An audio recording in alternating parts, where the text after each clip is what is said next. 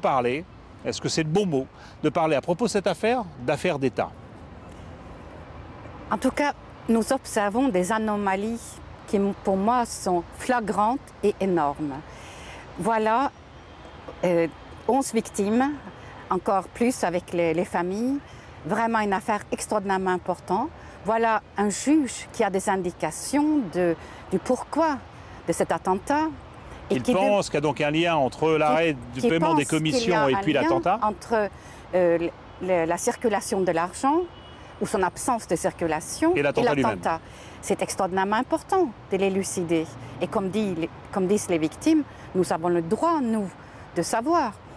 Et le rôle du procureur, comme je le disais tout à l'heure, c'est de constater les infractions et de juger les auteurs. Et vous dites quoi? Vous dites on n'aide pas le juge à faire son enquête? Que la chose absolument anormale ici, c'est que le procureur de Paris, Jean-Claude Marin, ou le procureur général de Paris, Faletti, ne délivre pas ou ne demande pas la délivrance de ce que nous appelons un supplétif, c'est-à-dire l'acte juridique qui autorise le juge à enquêter. Qui élargit sa saisine, comme on dit. Pour l'instant, il ne peut enquêter que sur l'attentat, mais pas sur cette circulation d'argent. Il faudrait qu'il ait le feu vert du parquet, du procureur, pour pouvoir le faire. Et ça, il l'a demandé et il ne l'obtient pas. Absolument. Et il n'y a rien de plus normal que de les lui donner.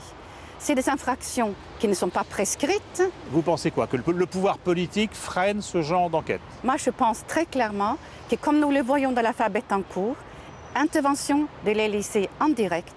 Je vous avais dit, lors du dernier programme, qu'à mon avis, l'affaire Karachi était la raison pour laquelle Nicolas Sarkozy, personnellement, souhaitait supprimer le juge d'instruction.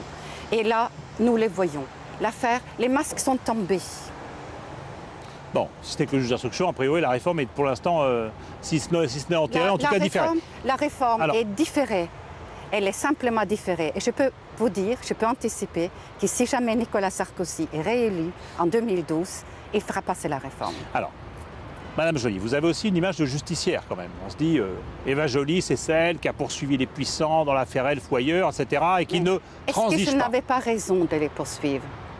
C'est pas ça ma question. Ma question, c'est, je me dis quand même, on est dans une démocratie, jusqu'où il faut aller dans cette exigence-là, dans cette transparence-là? Est-ce qu'on ne peut pas se brûler les ailes de la démocratie aussi à vouloir être trop royaliste, si je peux me permettre l'image, dans ce genre de choses? Mais écoutez, chercher à établir les flux financiers d'une rétrocommission, c'est faire œuvre démocratique. On peut faire de la politique éthiquement. Cela est possible, ça se fait dans beaucoup de pays. Et il y a un code éthique. On n'achète pas pour 12 000 € de cigares sur le fonds public. On ne se paye pas de voyage en Falcon 10 sur le fonds public, si on peut prendre, et surtout en France, où on peut prendre les avions militaires. Mais je disais, pour avoir quand même un personnel politique de qualité, pour un travail qui est lourd, il faut que ces gens-là soient quand même bien payés pour autant. Mais ils sont bien payés. Ils sont bien payés. Et la démocratie ne doit pas fonctionner pour se remplir les poches. C'est ça l'anomalie. Et il faut le dénoncer avec l'idée que nous pouvons avoir une démocratie bien fonctionnante. Parce que là, elle dysfonctionne. On essaye d'arrêter. Bon, mais on n'en fait pas trop. On n'en fait pas trop, on n'est pas trop exigeant, on n'est pas trop regardant. On licencie, on écarte les journalistes qui ne plaisent pas. On nomme soi-même les présidents de chaînes de télévision, les directeurs de radio. C'est inquiétant, c'est inquiétant.